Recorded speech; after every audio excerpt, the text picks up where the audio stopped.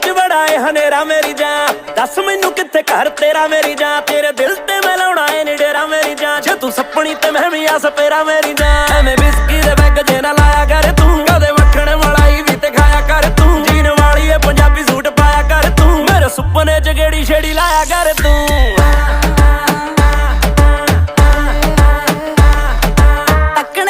मैनू चाह चढ़िया ते नाले साह चढ़िया।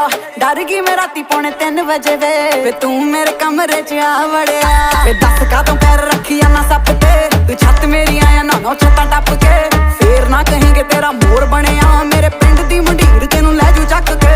हैरे गहरे किसे दी ना गल गाड़दी, चीक मैं कढ़ाई रखदी आ फोड़दी। वे मेरे बारे आखदे जो सही आखदे, मैं महीने विच 90 दिन तोड़दी।